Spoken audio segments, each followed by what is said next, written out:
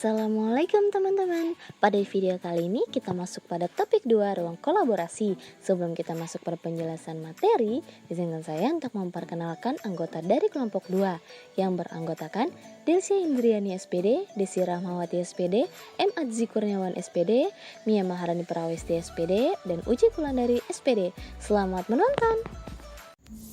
Apa itu UBD? UBD ialah Understanding by Design.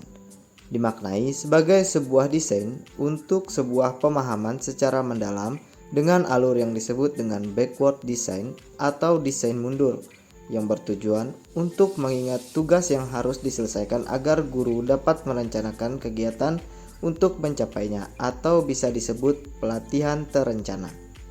Backward design merupakan rancangan pembelajaran yang memulai dari akhir sehingga pemahaman yang menjadi tujuan kita harus jelas.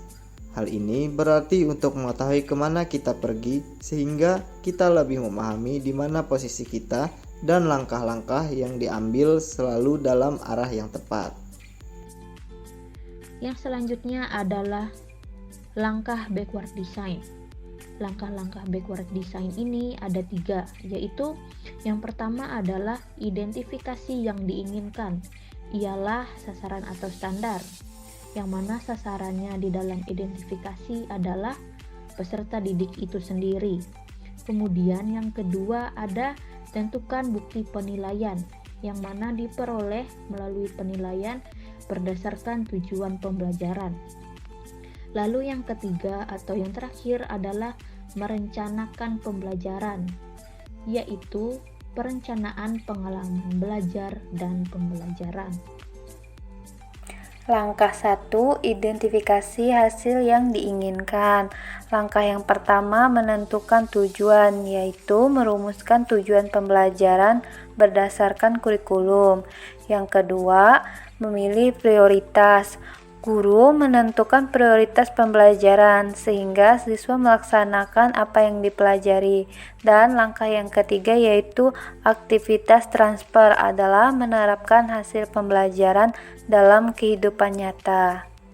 RPP yang kami gunakan pada video ini, teman-teman bisa akses di ruang diskusi pada ruang kolaborasi. Selanjutnya, tahap 1, hasil yang diinginkan. Pada tahap ini, guru mempertimbangkan tujuan pembelajaran yang telah ditetapkan oleh kurikulum. Terdapat banyak materi yang harus dibahas, namun tidak sesuai dengan waktu yang tersedia. Oleh karena itu, guru membuat prioritas dan pilihan. Untuk membangun sikap responsif siswa untuk menggali pemahamannya, seorang guru harus mampu membuat pertanyaan esensial.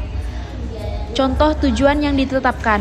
Yang pertama, setelah mengamati video pembelajaran tentang kalimat pasif dan kalimat aktif, peserta didik dapat mengidentifikasi kalimat efektif dan pasif dengan tepat. Yang kedua, setelah mengamati video pembelajaran tentang kalimat pasif dan kalimat aktif, peserta didik dapat menulis kalimat aktif dan pasif dengan kombinasi subjek, predikat, dan objek dengan tepat. Kemudian, pemahaman yang pertama, peserta didik belajar tentang kata kerja aktif dan pasif. Yang kedua, peserta didik akan belajar tentang kalimat aktif dan pasif. Kemudian, pertanyaan penting. 1. Apa itu kalimat aktif dan pasif? 2. Bagaimana cara membuat kalimat pasif dan aktif yang benar? Nah, pertanyaan-pertanyaan ini memicu siswa untuk memikirkan bagaimana dan apa yang harus dilakukan dalam mencapai tujuan. Pengetahuan yang akan diperoleh peserta didik sebagai hasil dari unit ini: 1. Menjelaskan konsep kalimat aktif dan pasif. 2. Menganalisis perbedaan kalimat aktif dan pasif. 3. Menganalisis manfaat kalimat aktif dan pasif. Keterampilan yang akan diperoleh peserta didik sebagai hasil dari unit ini ialah: 1. Membedakan macam-macam perbedaan kalimat aktif dan pasif. 2. Membuat contoh kalimat aktif dan pasif. Selanjutnya, Apa yang akhirnya dapat peserta didik lakukan sebagai hasil dari pengetahuan dan keterampilan tersebut? 1. Peserta didik dapat memahami konsep kalimat aktif dan pasif. 2. Peserta didik dapat menyelesaikan persoalan tentang kalimat aktif dan pasif. 3. Peserta didik dapat mengaplikasikan kalimat aktif dan pasif dalam kehidupan sehari-hari. Sekian video penjelasan dari kelompok kami. Jika ada kritik maupun saran dari kelompok lain, kami persilahkan untuk menanggapi. Sampai jumpa di lain video.